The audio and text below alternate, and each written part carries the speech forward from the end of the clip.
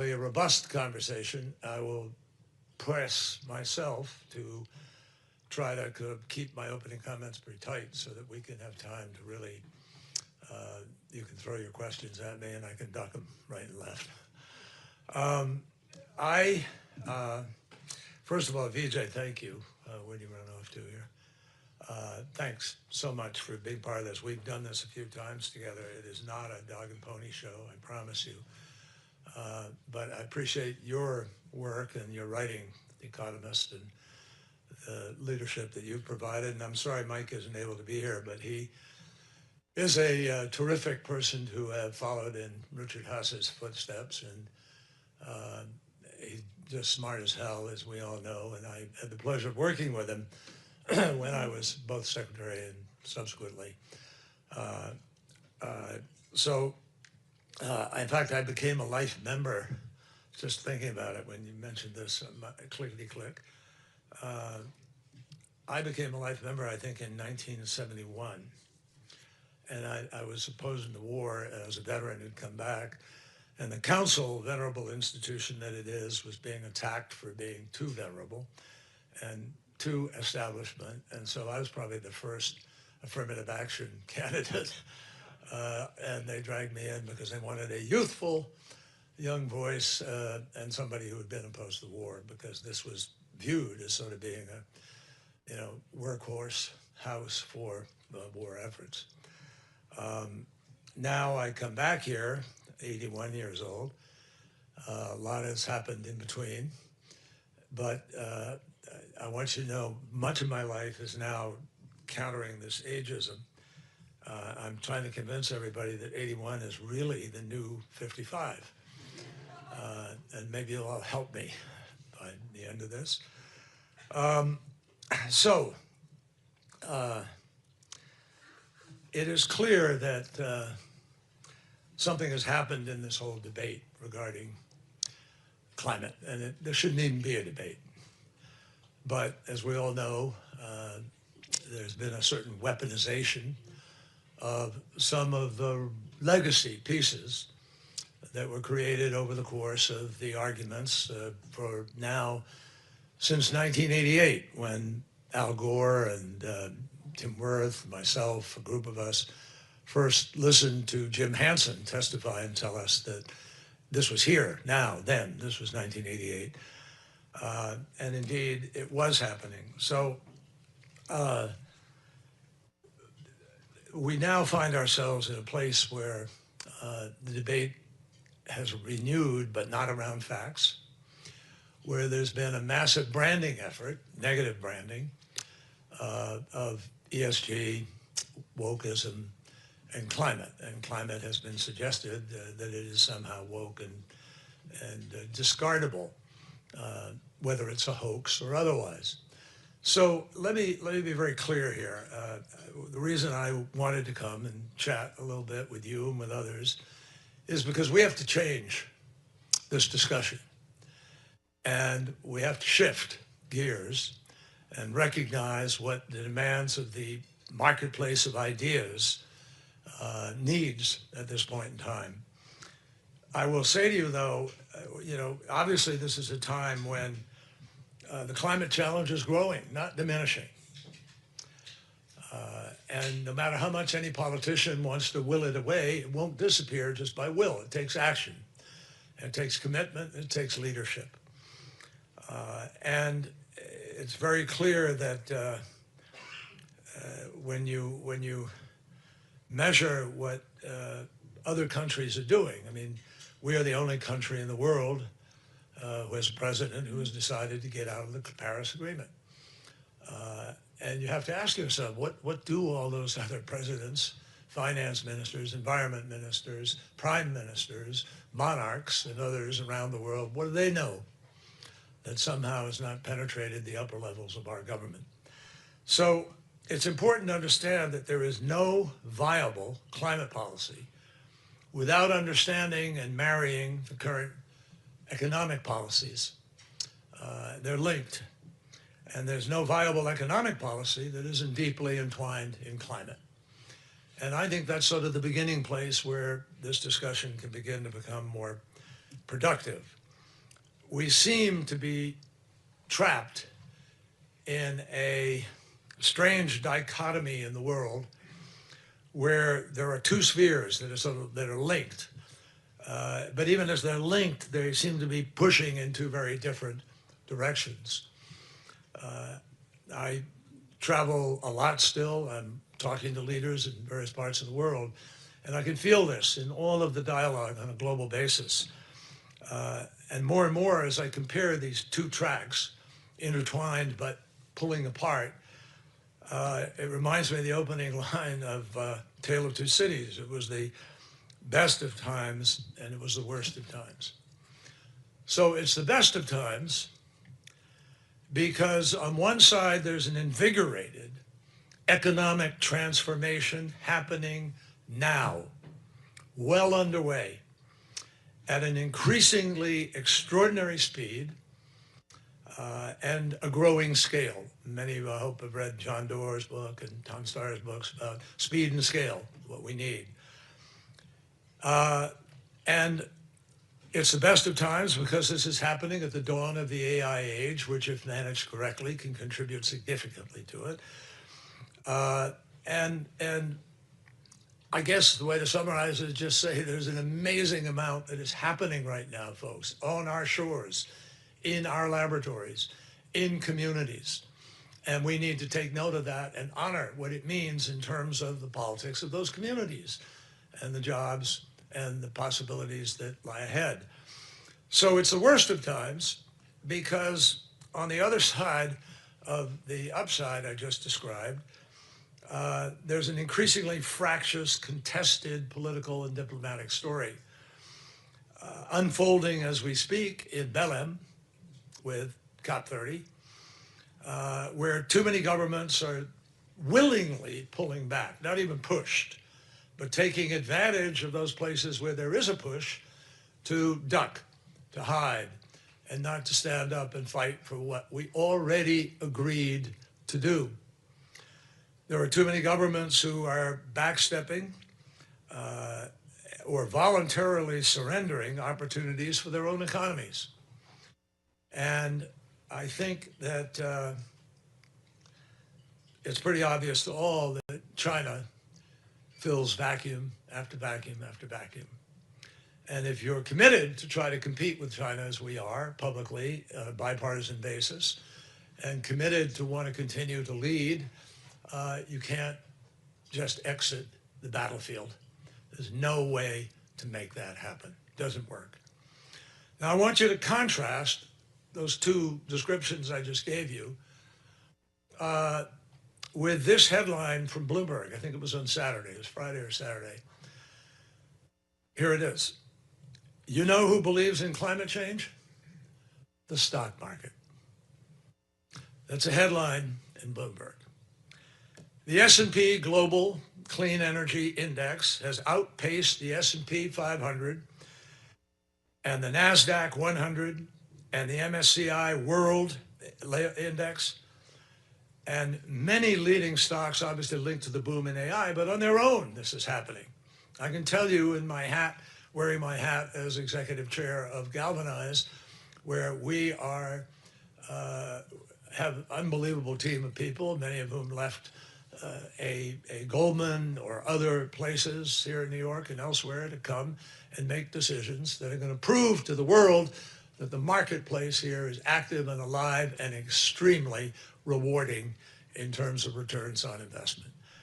So Bloomberg's Prepare and Repair Index, which is made up of companies that benefit from the downsides of the climate crisis, when things are destroyed, when you need to rebuild, when you need your electricity up, new, more resilient electricity and so forth, you turn to these folks.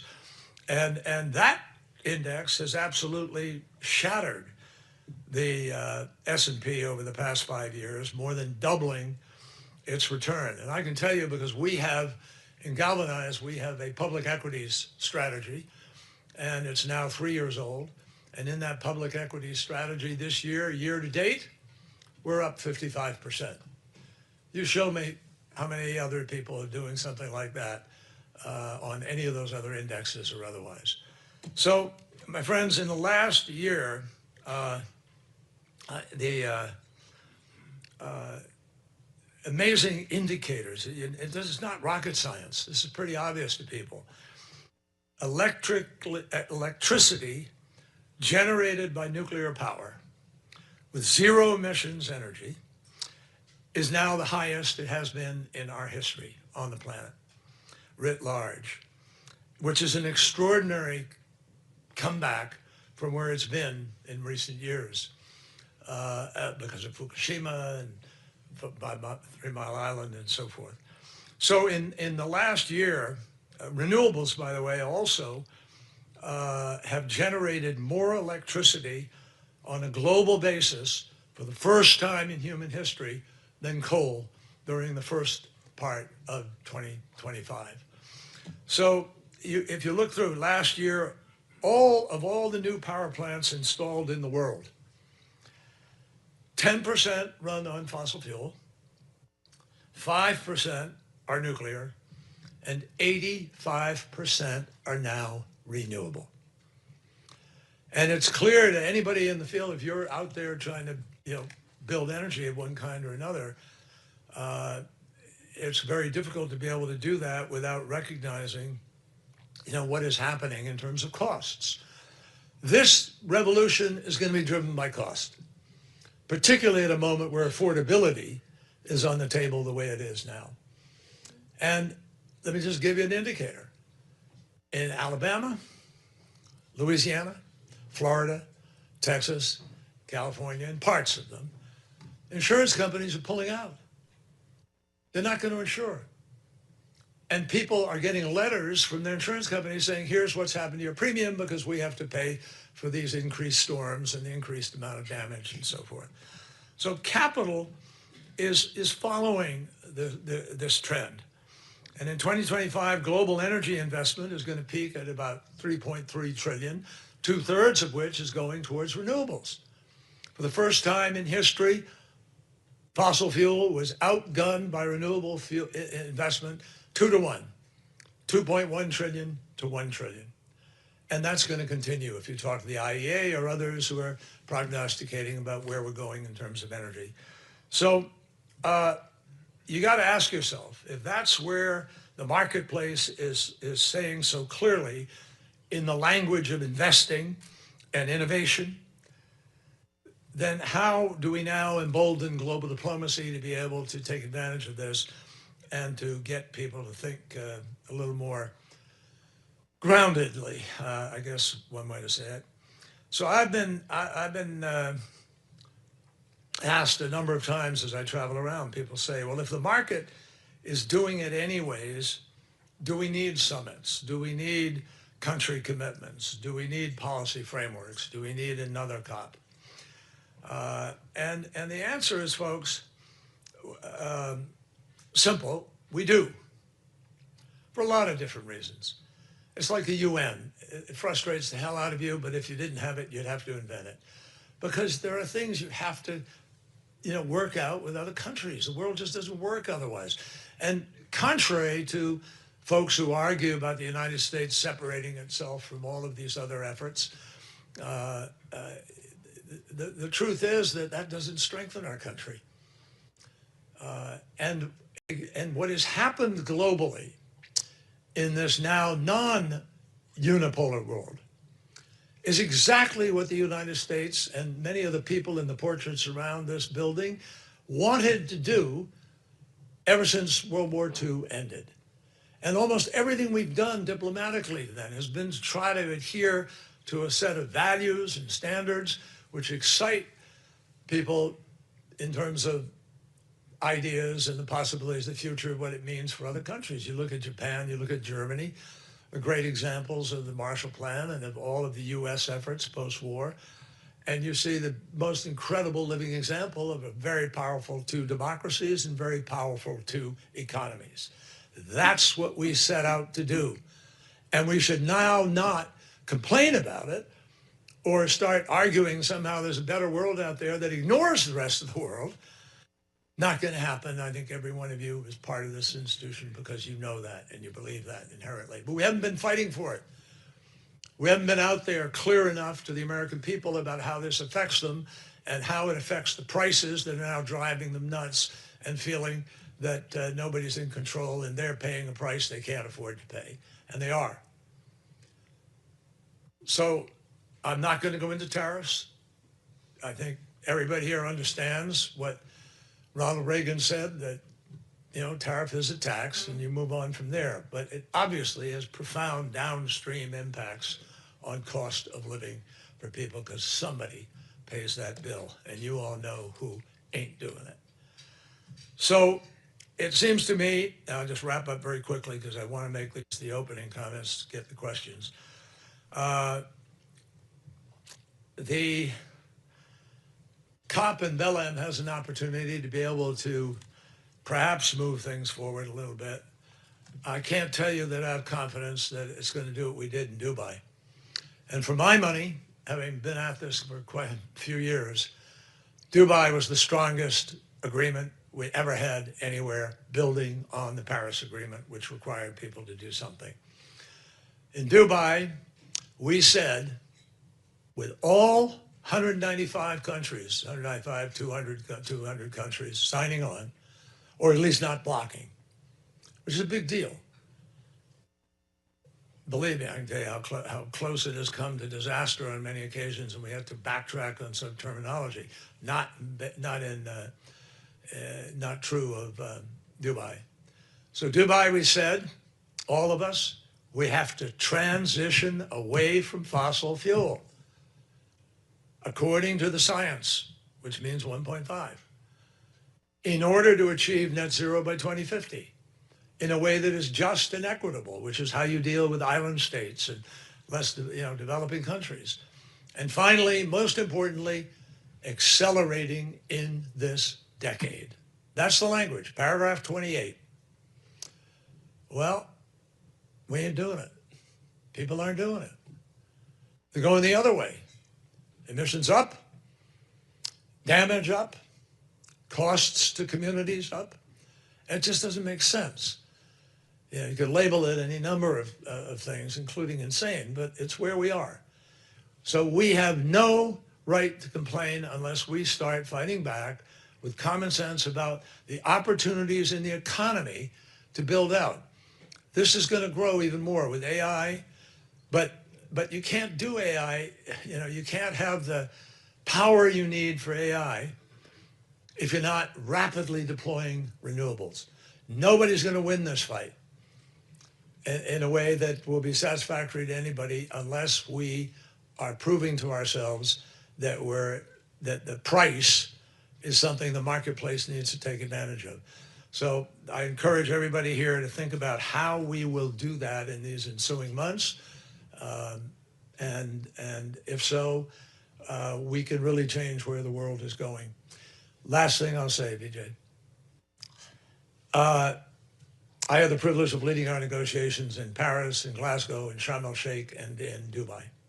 So I've been through the trends. And I was there in 1997 when we did Kyoto, and I was there in 1992 when we started this journey with President George H.W. Bush, helping to lead the charge. That's what we've got to get back to. And we have to get back there on basic arguments of economics and common sense, costs, and we win on price, because you can't build an AI data center fast enough to win the fight unless you have renewables at a major level. And that's what they're doing in Texas right now. Texas is proving the case. They've got more wind deployed in Texas, Republican governor, 2 Republican senators, and they're not going to change that, and they're going to continue to deploy wind because that's how they ameliorate the prices, and that's how they make the whole thing work. So folks, we can win. That's the point I want to make. Not the politics that win. We can win for the country and the basic policy here if we will do the things we said we're going to do, recognizing it's good economics, it's great economics, it's great for the health of our citizens, and it will provide us with stronger security. Those are the 3 bedrock arguments on which we need to organize the climate fight. Vijay.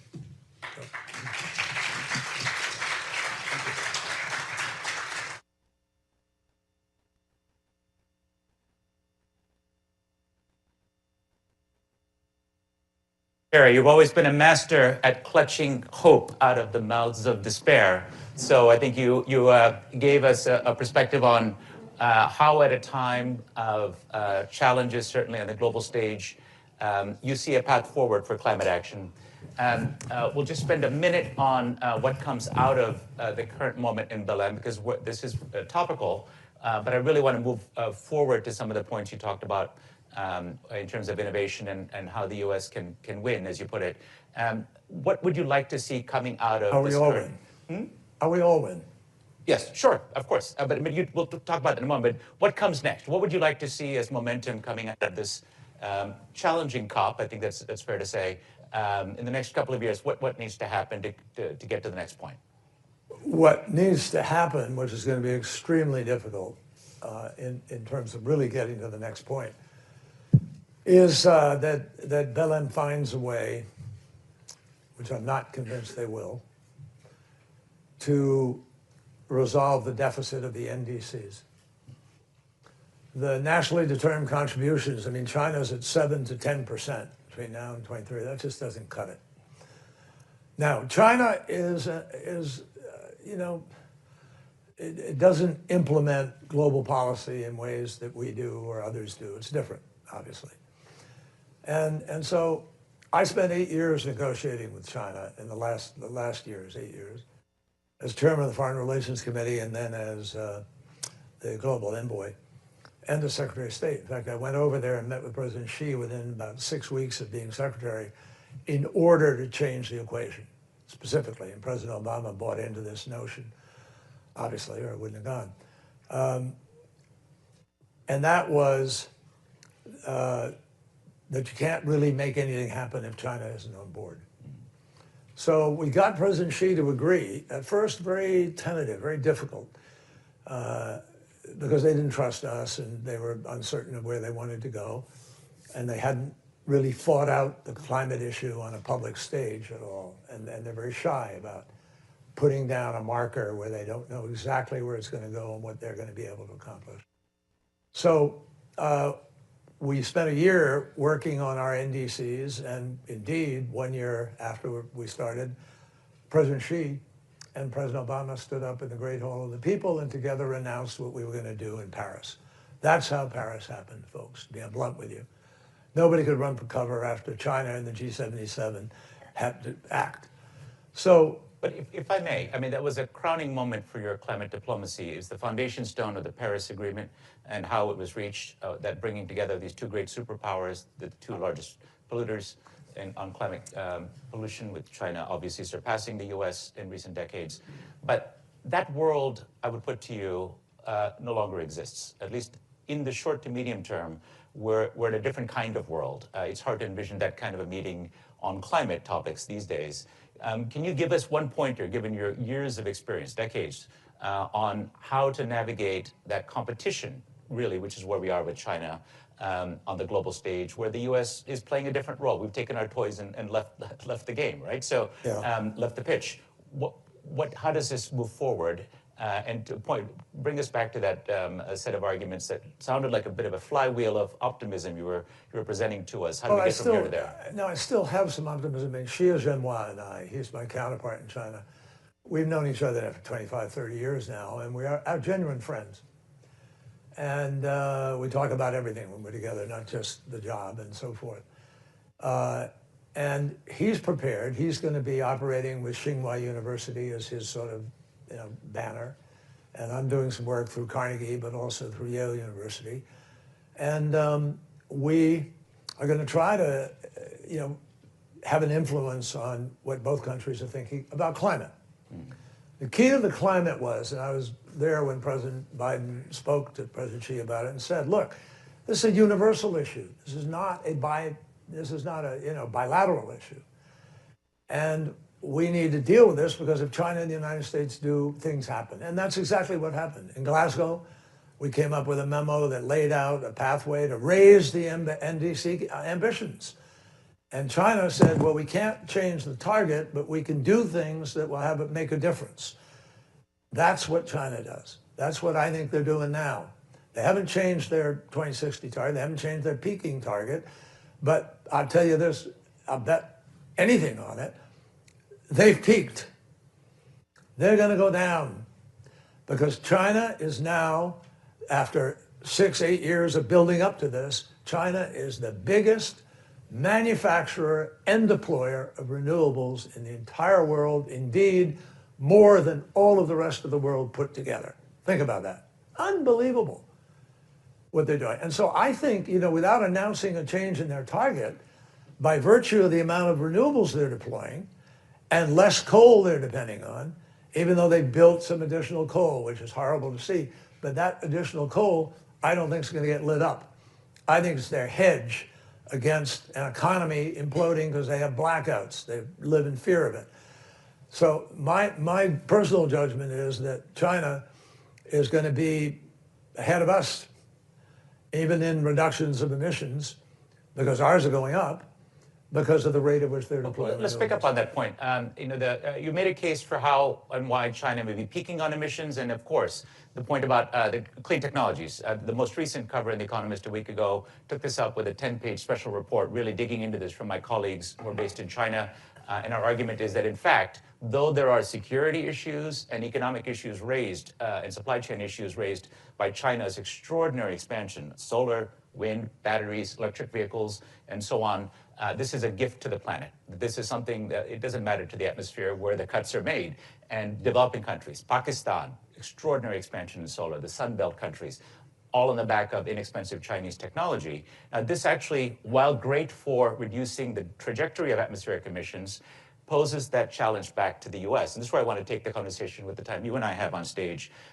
What is the opportunity for the U.S. to respond through innovation, something you talked about a little bit on stage?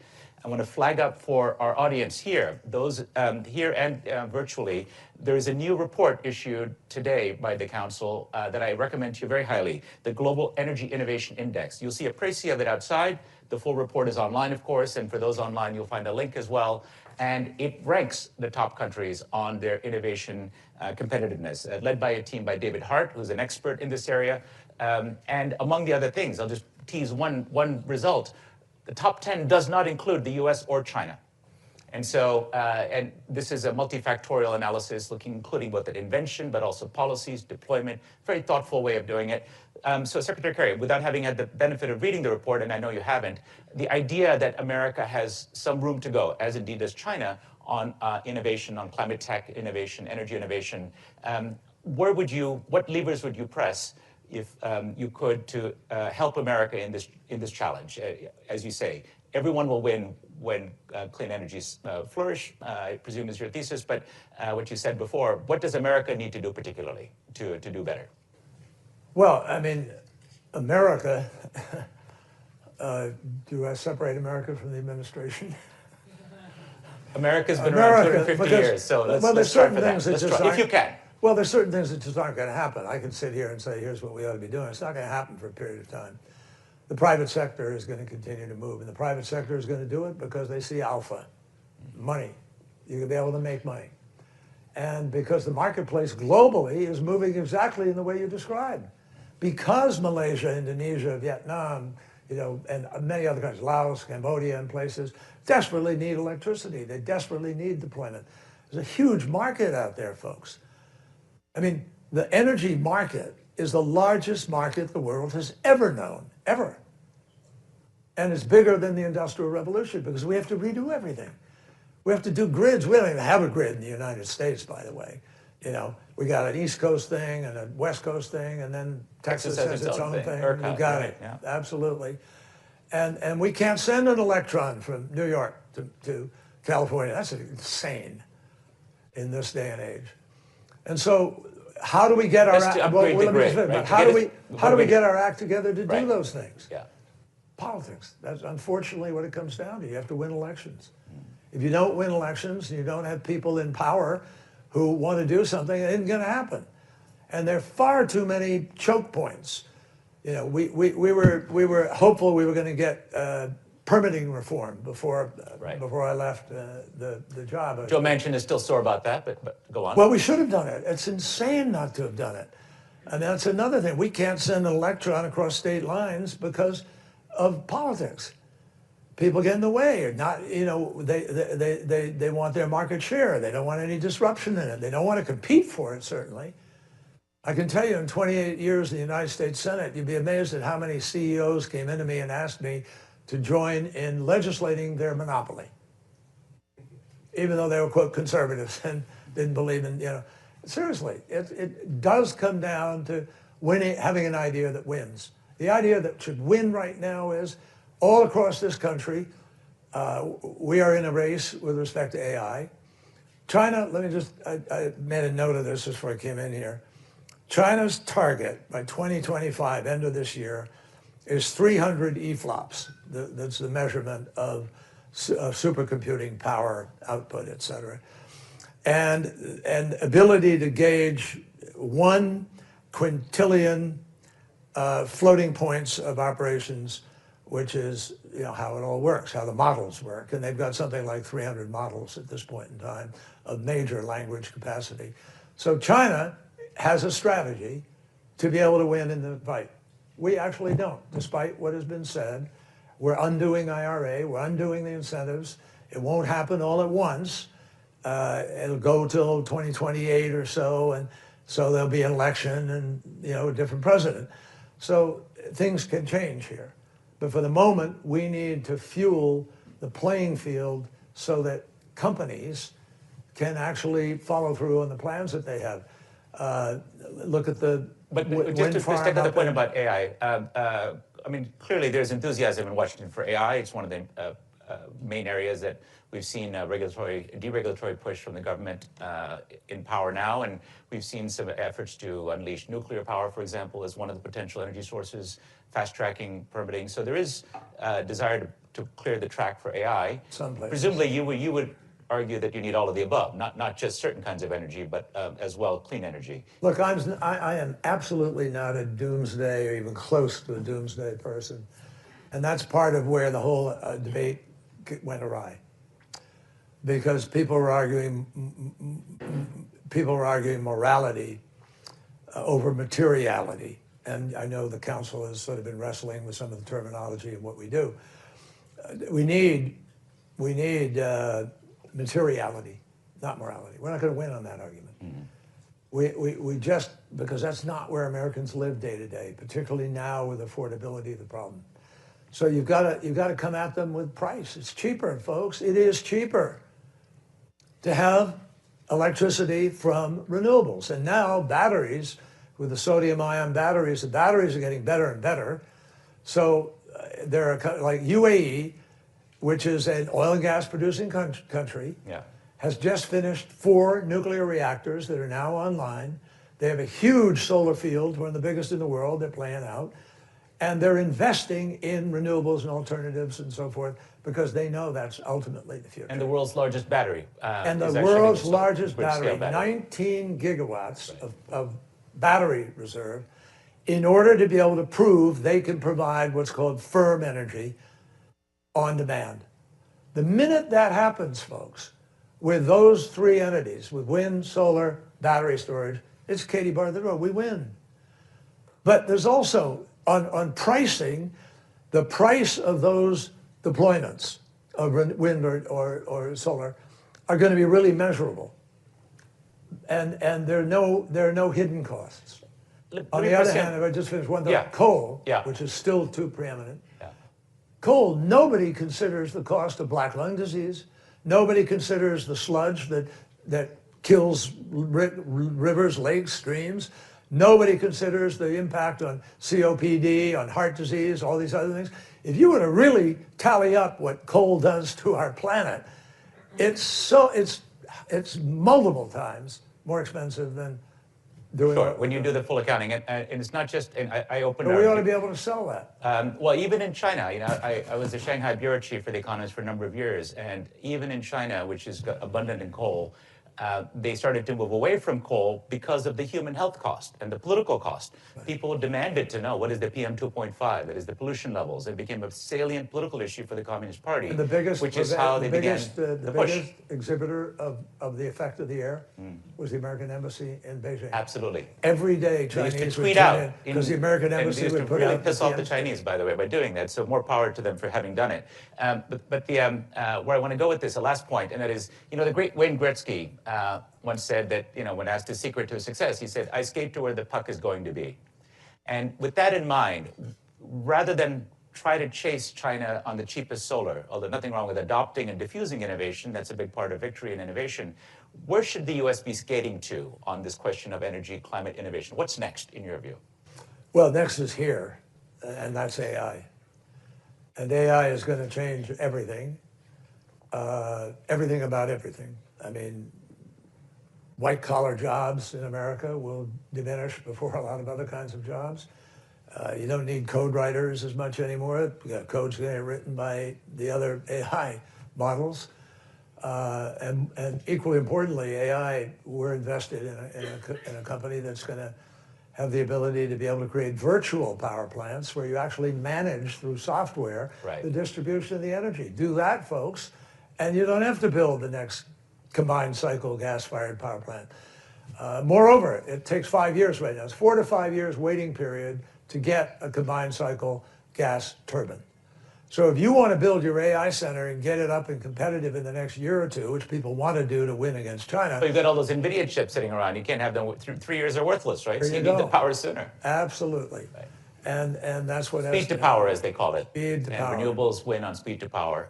Okay, I'm out of time for me to ask questions. That's good news for all of you because now it's your turn. Please, let's have some excellent questions. As ever, identify yourself and your affiliation. And please remember, this is on the record. We'll take some questions from here, and then we'll, of course, as questions pop up on the Zoom, I'll attend to our online audience as well. Do we have, let's go to the gentleman there, if we can get a microphone. I saw you first, sir. Identify yourself and make it a good question. I'll do my best. Scott Moore, University of Pennsylvania. I had the honor of serving at the State Department when you were secretary. So pleasure to be here. The question is about subnational action. The first Trump administration, of course, we saw a turn to subnational action as sort of the face of U.S. involvement in multilateral. Gavin Newsom, obviously, was probably the most visible U.S. presence at this COP so far. How do you rate subnational action as a kind of way to maintain continuity or engagement during this period of federal disinvolvement? Huge. Huge. I'm shocked by this short answer, but I have to, not to say you give long-winded answers. I would never say that publicly. But one more sentence, please, on why it's huge. Privately, you would, right? No.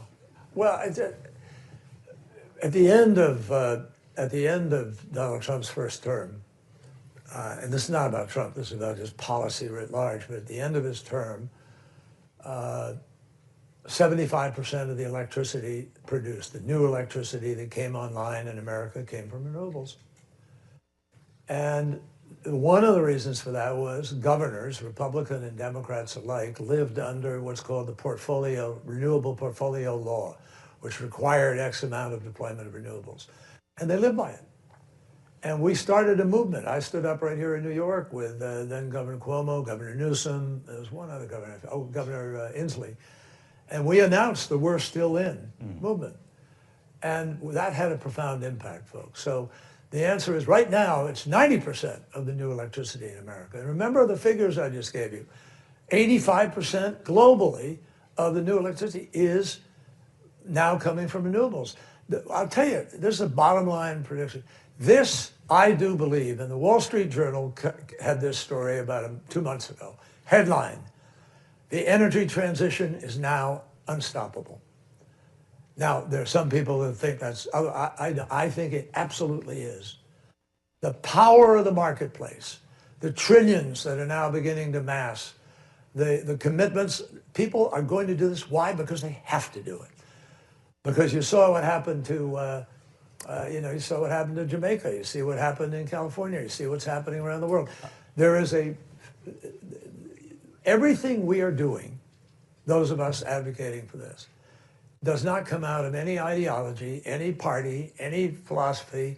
It comes out of physics, science. This is about physics, about, long wave versus short wave, sun sent to the earth and can't get back out because of this film of chemicals. It's because people see opportunity. That's where you're going with this. People From the bottom see more than opportunity. I think people see it as inevitable in every respect. It's the way they're going to preserve their habitats, the way they're going to stay alive, it's the way they pass something on to their kids. I'll do the journal one better. They might say the transition is unstoppable. I'd say the age of big climate is over. The action is going to come from the bottom up, and including in resilience. Let's go to this gentleman for a question in the front row, and we'll see if we have any. Thank you, Secretary Kerry. Great to see you. My name is Jay Coe from the Lightsmith Group. We focus on adaptation and investing. And one of the big initiatives that came out of the Biden administration was the Prepare strategy. And broadly, that's one of the achievements, I think, of the Paris activity, which is to focus also on adaptation and resilience. It feels like adaptation and resilience is finally having a moment, not just on the risk and downside, but also investors beginning to look at this. McKinsey, BCG, Bain, all describing this as a trillions of dollars potential investment area. It has the kind of dollars and cents discussion that you're talking about here as a theme. And I'm just wondering if you can comment on what you think the opportunity is for adaptation and resilience as part of the climate tech story and the investment opportunity story. I think adaptation is up there equally with resilience and with mitigation. And that's the way we're going to make it work. And bottom line is, if there's a revenue stream attached to whatever the project or enterprise is, you can fund it, and it can happen, and you can make money. If you don't have money, it's tougher. The bottom line is that, but we're not doing anything that's concessionary. We're not doing anything that's subsidized, for the simple reason we want to prove to people that on the basics of economics, the basic of a judgment about a deal, you can have a terrific outline source. And let me tell you just quickly a couple of things. We're invested in a company called Fervo. Some of you may have heard of it. I don't know. It's geothermal. They built a prototype, not a prototype. They built a pilot project in in Nevada, and now the prototype is being built in Utah, and they'll be producing electricity shortly, in a year or so. It's 100%. It comes out of the earth. There's a certain amount of 85% of the employees are employees who came out of oil and gas, extraction industry, and they're using techniques that were used for fracking to now be able to get the heat out of the earth at levels, and they're going down 10,000 feet. They're going down 5,000, drilling horizontally. And this is going to be, that's a way you have absolute emission-free production of an AI data center. So, Secretary Kerry, I have to thank you because you've perfectly teed up a promotion for a major package that The Economist is publishing tomorrow on next generation geothermal, for which I went out to Utah he didn't know this, to the Fervo project that's being discussed. See, it's happening, folks. It's happening, folks. If The Economist says it's happening, it's happening. You can see it all tomorrow. It's really an extraordinary transformation, an example of American climate leadership. It really is American leadership. It is. With startup companies and sort of the best of risk capital meeting oil and gas. This is green fracking. Some people aren't going to like it. New York State, we don't love fracking, but we're going to fall behind if we don't follow the opportunity of extending a kind of green energy that's got three benefits. It's clean emissions, but it's also 24/7 firm power, as it's called, and you can even use it for energy storage, long duration. So I encourage you to check this certainly is why the we're package going to out. win. But I'm not kidding. This folks. point is well taken. taken. This is why I believe we can win. Let's go to our questioner online. We will take our next question from Anatoly Chubais. Oh, all right then. Hello. Can you hear me? Yes, we can hear you. I'm Anatoly Chubais. My current position is chairman of the Russian Studies Center in Tel Aviv University, but my previous job was the Russian president's special envoy on climate and sustainability. And I do remember, Mr. Kerry, your successful visit to Russia in 2021, which really helps Russia to focus its climate policy. But that was 4 years ago. A lot have happened since that time. And if we will look from today's position, I understand that you are separating the America and the American administration. But anyway, as we know, the President Trump officially withdrew United States from the Paris Agreement, and he called the Paris Agreement unfair, draconian, bad deal for America. And if we go to Russia, unfortunately, I must admit that there is no real climate Tobias, policy. we're honored to have you with us, but your question, please. Yeah, so my question, with this position of United States, which is number 2 global emitter, and Russia, which is number 4 global emitter, do you believe that it will not undermine the global sustainable policy and still have a chance to achieve zero emission by 2050? I'm not sure I understand the Russia part of that question, but maybe it isn't there. I think that I think first of all, I mean, Russia is way behind everybody else and has barely taken part, unfortunately, in the efforts to create alternative renewable energy sources and to move away from gas and so forth. And obviously, what's happening with the war in Ukraine is a environmental disaster of huge proportions.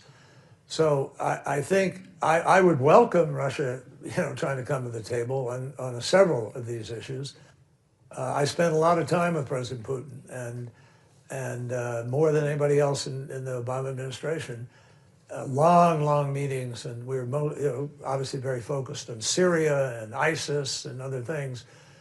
But Russia cooperated with us in getting chemical weapons out of Syria in the middle of a war.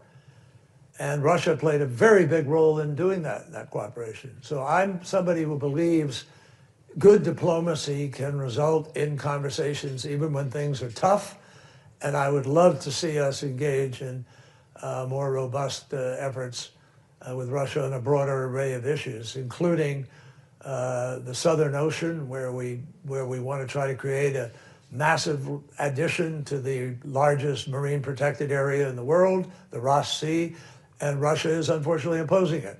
So I would hope you would do anything you can to open up the door for real dialogue here in the way that we had it very recently and very productively. We stopped Ebola in its tracks in West Africa. Russia helped, China helped. So I am a deep believer in the power and possibility of good diplomacy to change the way you currently see things. And so I don't look at it and say, well, the way it is today is the way it has to be and it's going to be. That's not true. And if you engage where you don't think there's necessarily a possibility, but you have a good idea of how you can build trust and how you can do things that are constructive for both or multiple countries, you can make things happen. And I hope you would be part of efforts in Russia to get people to remember that. Thank you. Let's go to a question here. There's a lady there. Hi, thank you so much for this conversation. My name is Swati and I work with UNICEF. So my question is very health and climate centric. The two don't always align. So I wanted to get your thoughts more on what good transition plans actually look like. We know right now that about 500,000 newborns die every year, and it's attributable to household pollution. That's biomass fuels being burned in low and middle income countries. And for them, the next feasible step in the energy ladder often is LPG. And so I feel like I don't really hear a lot of that conversation or nuance at COPs, where a lot of these countries desperately need to move away from biomass, from wood, from coal, but often maybe are being held to the standards of these Western countries that make up the top 20 of this innovation index, Sure. but don't have the same resources. So let me be very, very blunt with you and with myself. I'm not a fan of talk fests. And from Paris through Dubai, we didn't just produce talk fests. We produced a roadmap. We produced an agreed upon agenda. And people aren't following it. I mean, if they're not following it, you have to find a way to pressure and bring people around. But we don't have any credibility in that field anymore. We're not in it. We're not even at the table. And we have no credibility with which to say to them, well, if you don't do this, we're going to try to push a countervailing CBAM measure, familiar with CBAM, with the, countervailing carbon-based surcharges on people. And Europe's thinking about deploying one now. China has a marketplace for carbon. California has a marketplace for carbon.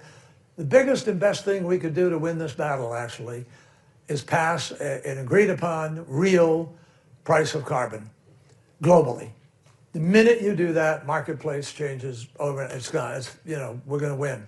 I say that because I led the fight to do acid rain back in the 1980s when I was lieutenant governor and then when I was a senator. And we won the fight. You don't hear about acid rain. Why?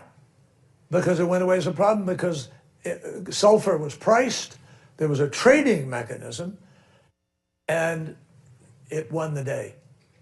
So if we could get something like that cooking, we'd have a chance of, again, winning the battle. And back in the day, it was a Republican president who signed it into law. It was a market-based mechanism. It was a market-based mechanism, which was designed, frankly, by the Heritage Foundation. And we kind of borrowed with them and worked with them. And I had Governor John Sununu of New Hampshire was my, Republican counterpart, and Dick Celeste from Ohio. And we put together this solution, which ultimately I helped get into the Clean Air Act when I was in the Senate. So things make a difference. You have to talk to each other to make those things happen. You have to go across borders, state lines, country lines, whatever. You got to have deployment, but you got to have real things that are happening now. And right now, what burns me up more than anything is people are not conscientiously making the kind of efforts. There are a few people who are, don't get me wrong, mostly European countries. And the Europeans are leading on the index that I just mentioned. So you have to keep pounding away. Folks, you know what? Winston Churchill once was asked something about America, whether they'd come around to do the war, fight the war, help and everything. And he said confidently, America will do the right thing after they've exhausted every other option. We're working on the latter part right now. Let's go for a question here. This gentleman. Tyler Godoff, Emerging Founder Advisory. So you mentioned you're now 55 years old. You've been on this journey for a while now. With hindsight, knowing what you know now, how would you have changed your strategy trying to achieve the goals that you've achieved and are trying to achieve on this front? How would I have changed? Yeah, knowing what you know now, what strategy shifts would you have personally made? Well, I would have shifted some strategy and made sure that my campaign was adequately answering the lies that were thrown at us and won the presidency. That would be a good start. Let's go to the back row here. I've ignored the back. Maybe we'll go to the lady over there in the red. Thank you very much. My name is Lily Pike. I'm a reporter with Bloomberg News. I cover climate change in China, and thank you for citing my colleague's work earlier. My question is going back to what you said about China filling the vacuum right now.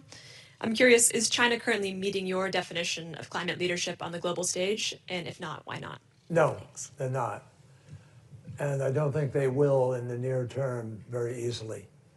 For the same reasons that I think Belt and Road has been a very troubled program. I think that